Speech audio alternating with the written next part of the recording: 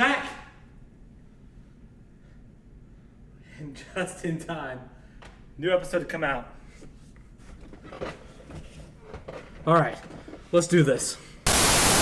Hey everyone, Brobuscus here, and welcome back to another Let's Watch of Death Battle. Today's episode, we got Killua from Hunter x Hunter versus Misaka from a certain magical index. Now before we get into it, of course, there should be a link in the description below. You can go watch the actual episode yourself. Go support the official release before watching some random guy on YouTube react to it, okay? Got it? Cool.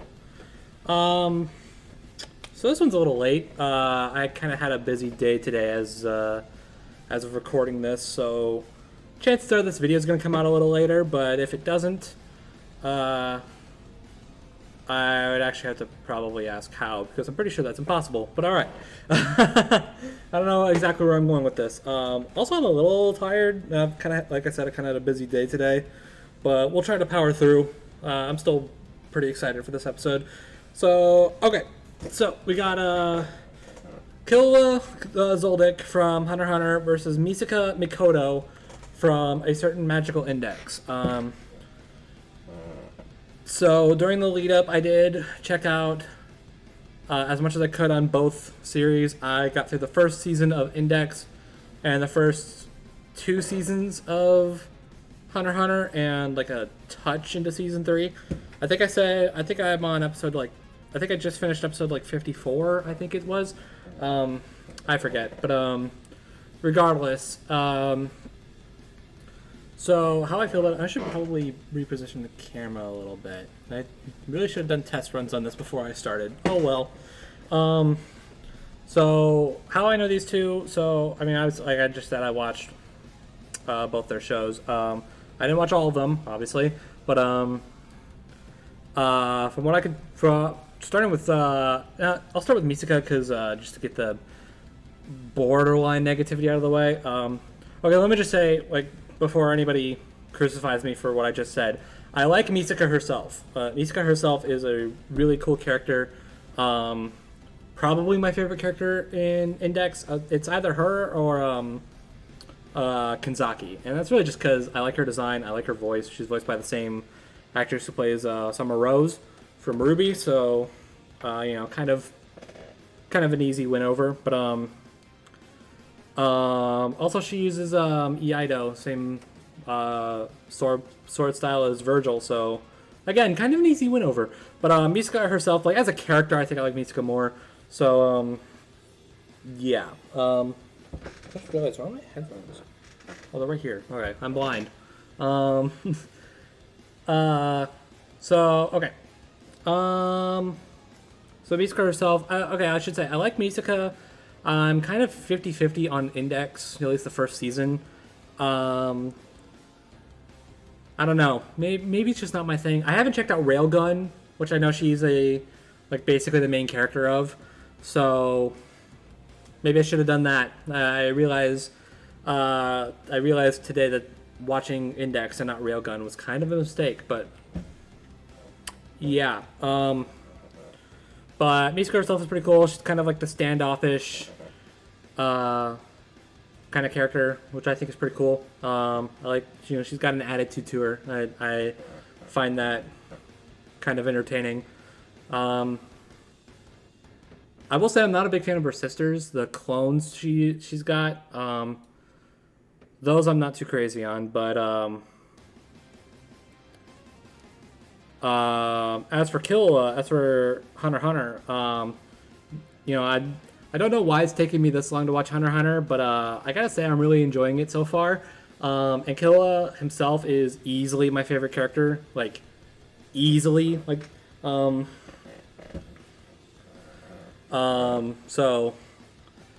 So if you couldn't tell with all this, I kind of want Killua to win. I like Hunter x Hunter more than a certain magical index. I like Killua more than Misaka.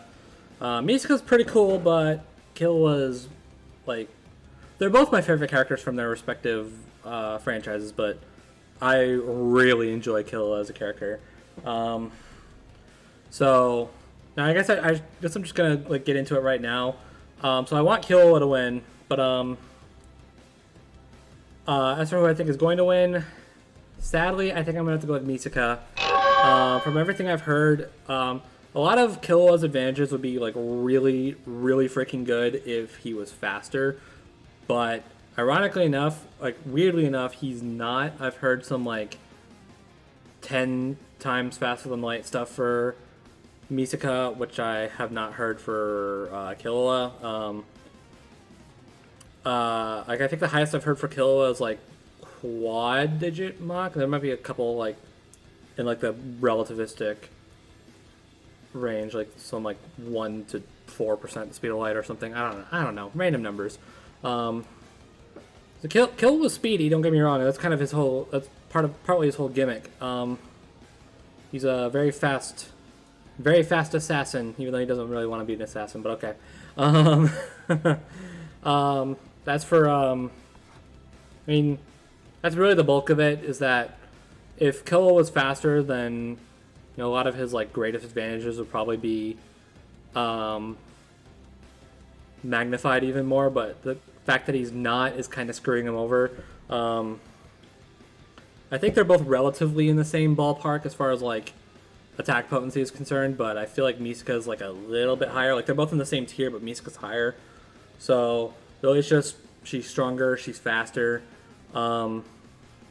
I know Killua is resistant to electricity. I'm pretty sure he's not immune. I'm pretty sure he still gets hurt and can still be killed by it. Whereas Misaka, to my knowledge, I could be wrong, is not. At least I haven't seen any sort of like resistance to electricity. But maybe I'm completely and totally wrong. But yeah, so I'm going for Misaka to win this, even though I would really rather see Killua win. But, you know, upsets do happen, so I say we shut up real quick, get these headphones turned on. There we go. And get started with this episode. This episode is sponsored by BetterHelp and HelloFresh. That is loud. Okay, let's... Killua Zoldyck, Hunter x Hunter's prodigious lightning assassin. Misaka Mikoto, Academy City's ace electric princess. Question: what is more terrifying than the all-powerful crackling might of lightning? Lightning in the hands of cocky, hyper-talented teenagers. Oh, the worst combination. He's whizzing. You know, they played a Spider-Verse clip. I still haven't seen it's it. our job to analyze their weapons, armor, and skills to find out who would win a death battle. Let's get it. The Zoldicks, a vicious family of assassins known the world over. So infamous for their killing techniques, a single photo of any member sells for millions. You don't want to be the target of their next family outing. But like No. all families, there's bound to be a rebel. As was the case with the middle child, Killua. They seriously named him Kill? Yes. Hardcore. Well, it might be a pun on the term kilowatt, but That's Kill also is true. apt, given he's been trained in past tensing people since he was 3. I'll say, at age 14, he was Sensing strong enough people. to open a 64-ton door. Jeez, what kind of workout did his family put him through? Somehow it gave him 6 torture? gamer skills, extendable claws, and rhythm echo, a technique that lets him fool people's senses with just his feet. More accurately, by manipulating the cadence of his footsteps, Killua can create an auditory illusion, capable of tricking even experts. By the way, I know full well that I'm probably going to go into this with some spoilers, but despite being able what to can you do? effortlessly rip out hearts, his family still thought he wasn't cold-blooded enough. Fed up, he ran away. Not to the circus, but to the Hunter Association. An association of people Why who would you run away to the hunt circus? stuff. There, he tested himself in the Hunter's exam and inevitably had gone head over heels for his new friend, Gon. Get it? Oh God, Wiz, are you still taking those Hans. waste of time improv classes? Yes, and I think it's going pretty well. Killua's family didn't like him making friends, so they sat him down and then calmly and politely tortured him mercilessly as punishment. It was only thanks Yeah. to him that Killua finally convinced his old man to let him go out on adventures with his buddies. But this change of heart was no act of compassion. Killua's father saw his freedom as just another step in molding him into a better killer. And in some Father ways, of the he was Year. right. Through his adventures, Killua learned Nen, an invisible life force that... Yeah, it's key. It's always key. This one's a bit more complicated. You see, Nen is utilized through 4 main principles. Ten for containing your aura while defending from physical and mental attacks. Zetsu for relieving fatigue and masking That's your new. presence. Ren for bolstering strength and influencing emotions. That's pretty standard so far. And Hatsu, the unique way in which one's Nen is expressed. This comes in many forms, but all fall into one of 6 types, which represent how proficient a Nen user is at certain techniques. So Killua is a it's an RPG transmuter, class if I remember right. More like a hybrid Is that class Genshin? system, because most users actually fall I'm gonna somewhere get crucified between for that two if I'm wrong. categories, giving them differing degrees of proficiency. Techniques from these Nen categories can even be further enhanced by adding rules to their use. Oh, then there are the advanced principles, which... Oh god, okay, I get it. But we haven't even talked about Killua's Hatsu yet. Killua is a transmuter enhancer, Yes. i.e. he specializes in transmuting his aura into different forms and enhancing the power of himself and others. He uses his aura to... He makes lightning! Yes. Way to cut him off, And lightning Boomstick. becomes a deadly weapon that he can fire down as a bolt, channel through his arms, or send through metal objects. That's okay. Koto's gonna be happy about that. These bad boys weigh up to 50 kilograms. See, that's how you make a pun, Wiz. Packing enough force to shatter trees like I just shattered Wiz's confidence. Add in Killua's lightning, and he can electrify anyone who touches him. And this isn't some magic-y lightning. His bolts have been identified as the real deal more than once. Meaning, Killua is certainly as fast as actual lightning, especially when he uses Sure. it on himself to bust out Godspeed, a form that greatly amplifies his agility and power, letting him bypass his synapses to reflexively react to threats. For regular folk, that much voltage would be too much. But thanks to Killua's training, he can shrug off over 1,000,000 volts of electricity. He's It's also true. exceptionally crafty. In a Nen fight, Also true. every move matters, and strategy almost always triumphs, even against greater strength. Killua used these powers to battle world-renowned thieves, bomber mercenaries, and ants. That may not sound like much, but these chimera ants were brutal, murdering and So eating I've people heard. by the hundreds of thousands, then threatening billions. Reminds me of an old experiment gone horribly wrong. Killua understandably You wanted know, to beg, I don't but even Gon wanna know. pulled him back in, much to his frustration. Killua wanted to be there for Gon emotionally, but could not comprehend why he was risking so much against the chimera ants, going as far as becoming a monster. In other words, Killua was crushing really hard, but didn't know Pretty what to much. do about Gon's simple-minded impulsiveness. It didn't end well for anyone. It wasn't all doom and gloom, though. Killua held his own against some of the chimera ants' best, surviving this forest-consuming blast from one of their captains. Which, judging by its size, was worth several kilotons. And he later injured a top-ranking royal guard, Yuppie. Sure, he ran for the hills the moment Godspeed wore off, and isn't as strong as the weird horseman, but even just damaging someone who can make a crater like this is nothing to sniff at. But amidst all the fighting, Killua still could not get his family out of his mind. Literally. As in, his brother, Illumi, put a needle in his head, forcing him to be controlled by self-preservation, ensuring he'd always run when victory isn't guaranteed. Wiz, you think you can call CPS for that? Thankfully, after some much mean, needed self-surgery maybe. and self-reflection, Killua removed it, overcoming his mental barrier and Ow. ready to risk his life for those he cherishes. Which he did when he finally got himself and his dear sister Aluka away from their demented family. He even brought Gon back from the brink of his creepy Nen coma. But despite how valuable Gon was as a Good for friend, him. Killua realized his unhealthy dependence on him. So he decided to travel with and protect Aluka, finally realizing what he wants to do for the rest of his life. Oh god, the tearful romantic parting! Still, if Gon or Aluka ever need help, Killua is sure to come running. Ready to Killua anyone dumb enough to mess with him. Okay, or Boomstick, those we he get cares it. about. Good lord. Alright, Misaka. Academy City, a sprawling metropolis filled with schools where Espers train to master their supernatural abilities. Most of these youngins dream of rivaling the best Espers, but only a few are hardworking and smart enough to do it. Among them being Tokiwadai Middle School's Level 5 Electro Master, Misaka Mikoto. Level 5?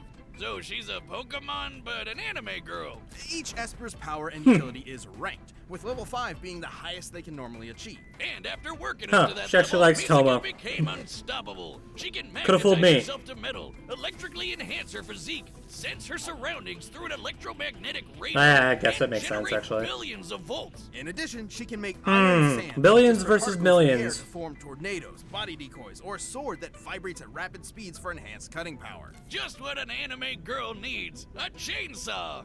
Man, if she gets serious, Misaka can even make a friggin' 6 million ton kaiju out of it. With such tremendous power, Misaka put an end to many crimes, earning fear among criminals, admiration among her peers, and lots of personal pride in her abilities. There was nothing she couldn't overcome.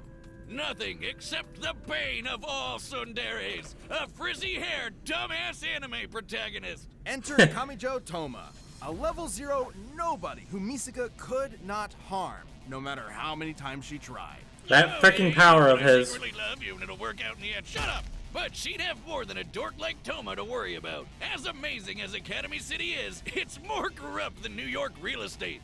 Years ago, Misaka gave some shady scientists a sample of her DNA, being promised it'd help cure tons of fatal diseases. Instead, It's a lie! tens of thousands of clones of her, sending them all to be slaughtered one by one. Specifically against another level 5 and A-tier edgelord named Accelerator. By farming all these clones, they hoped he would finally get enough EXP to become a mythic level 6. Is that seriously all it takes? How does this Esper stuff work? I Glad guess. you asked. Espers represent the scientific side of the world, a side I'm so familiar with. All Espers possess an involuntary movement or AIM diffusion field that manifests their power, letting them consciously alter reality. Changing reality with your mind. Isn't that just magic? Au contraire, Boomstick, it's quite scientific. Look at Misaka's Yep. signature move, the railgun. I mean, this show makes a very big difference between Esper powers and magic. By envisioning imaginary rails between herself and her target, Misaka can create a similar yet greater effect, accelerating the speed and kinetic force of a projectile, usually a coin, into a concussive bullet. It's beautiful. It's science. How long are you gonna be nerding out over this? Come on, this is like my one thing. Where was I? Oh yeah, thousands of dead clones. Traumatized by the endless slaughter, Misaka felt enormous guilt.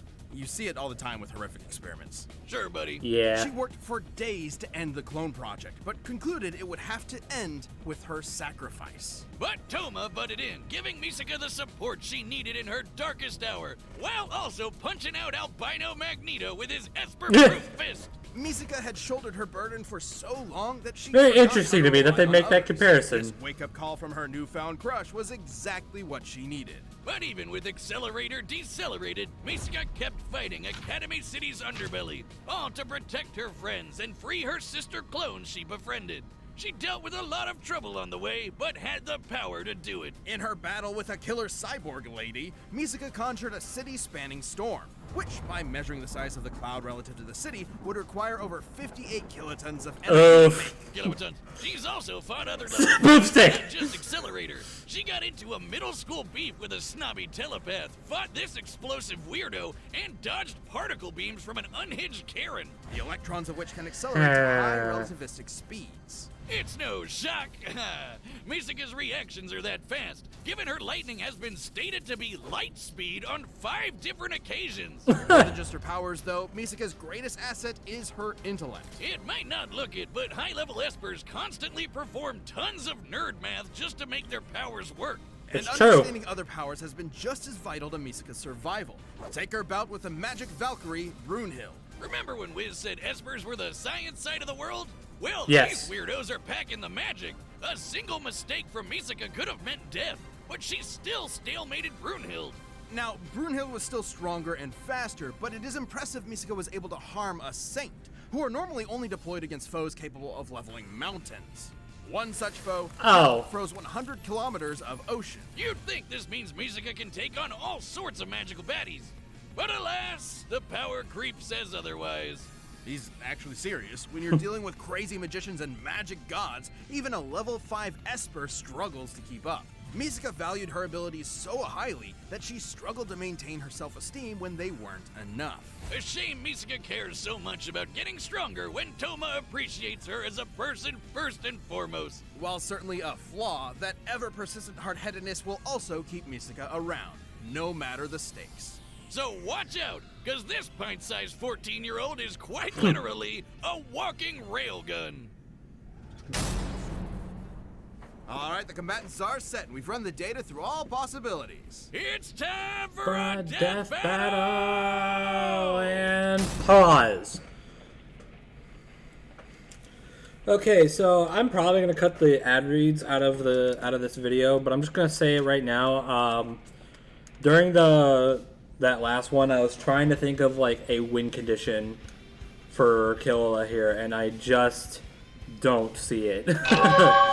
Like I think that the number they gave for Killua was like 2. No, I think it was either 2 or 3 kilotons of TNT, which is respectable, and they gave him lightning speeds. There's probably something I missed there that makes him faster. I don't know. I feel like lightning timing is probably a little too slow for him, and maybe they'll bring it up in the post fight. I don't know, but then for Misaka, they mentioned like it was like 58 kilotons with that storm, and like relativistic with her railgun, and not just the railgun, the dodging the particle beams. I mean, granted, you could probably argue like, oh, she didn't need to react at the exact same speed to dodge it. They've done that for other laser dodging feats before, but at the end of the day, it's dodging a particle beam versus moving as fast as lightning. It's pretty clear to me that the particle beam is faster. Add in the like 50, near 60 kilotons versus the 3 kilotons. They didn't calc the crater for what's his face? I forget. It was for Killua. There was like this crater feat that Killua is comparable to that they didn't calc, which is like they'll probably calc it in the post fight and during the recap, and if not, then it probably is just lower than the 3 kiloton feat they mentioned. Just again, it's just Misaka is just that much stronger, that much faster. Killua's got more experience, especially in deadly combat. But like he's definitely the more experienced killer, which I'm sure means something to someone, but it's probably not gonna mean much against Misaka. So as much as I hate to admit it, I gotta go with Misaka here. But let's see what happens. Maybe I missed something. I am really looking forward to this. I saw the preview. It looks really good so far. It's mine. I've been looking for it all day. Give it here. You want it? Come and get it. The voice actor for Misaka, Killua, is really good. Misaka's is really good too, but Coins, huh? I had a butler who used these. these sprites are great too. Focus. It's a trick of sound, not sight. Alright, preview's over. Gotcha. Nice. He's good at hand-to-hand. Better keep my distance. She has stronger lightning. Gotta get in close. No problem. There we go. That's pretty much the main comparison here. Killua's better up close, but Misaka's better at range. This music's really good too. Oh, there's a yo-yo.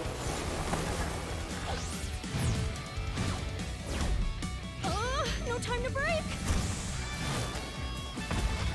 Oof. Oops. Now's my chance. Oh, okay, that's Godspeed already. You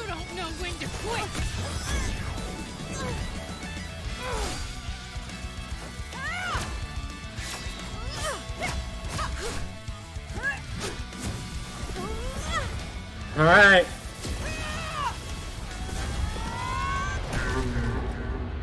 Oof. Good punch. Oh no. That could be a problem. Catch this.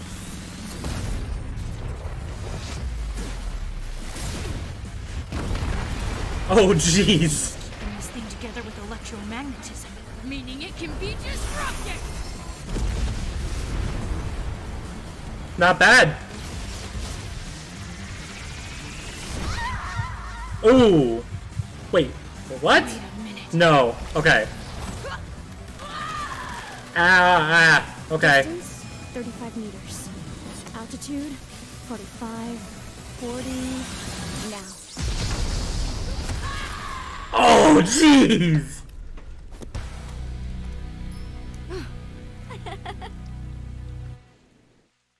Man. The angle, the electromagnetism, the science. It's.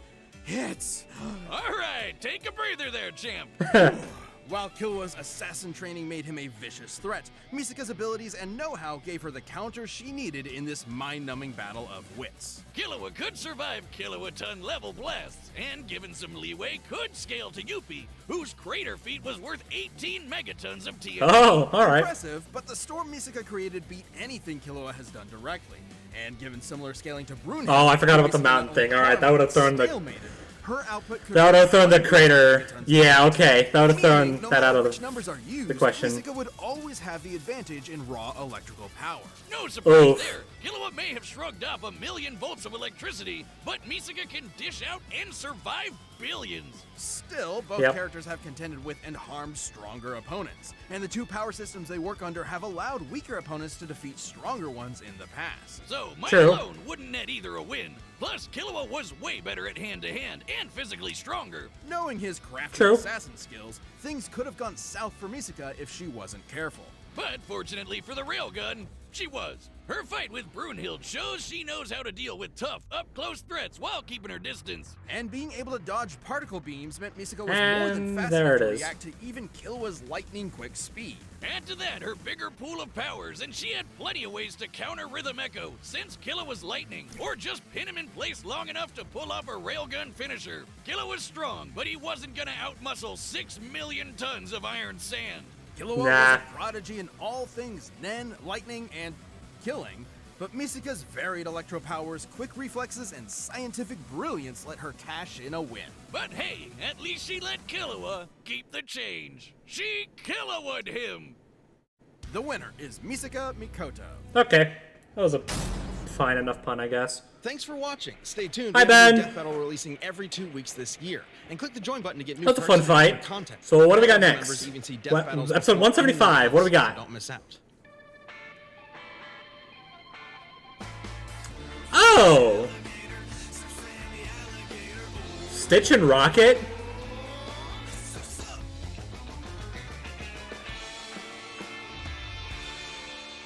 Wow. Whew, that's gonna be an interesting one. I've heard that match before. What did that text say at the beginning?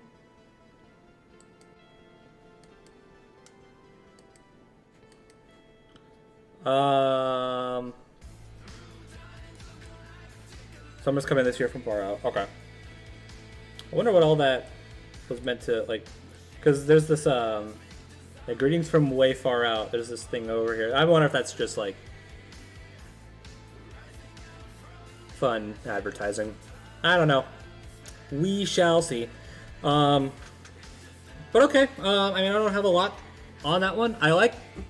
Man, now I just remembered I need to watch Guardians 3, so now I have a reason to.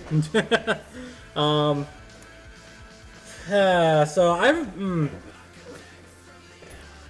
never really been a big crazy fan of Stitch. Maybe I should give the Lilo and Stitch movies a revisit. Because I honestly don't remember a lot from them, but I feel I never like I've always seen them in like passing, but I was never really that interested. But I don't know. Maybe maybe I should go back to them and see for myself. But I do like Rocket a lot, more specifically from the Guardians movies. But you know, he was in Earth's Mightiest Heroes, which I watched. He was in Marvel vs. Capcom, which I've played. So I know more about Rocket than just the MCU, at least a little bit. But obviously the comics, that's a little out of my reach right now. Oh, actually, I just realized first Guardian of the Galaxy, so that's pretty cool. Hopefully we can find the rest of them matchups. I mean, Star-Lord has a matchup. At least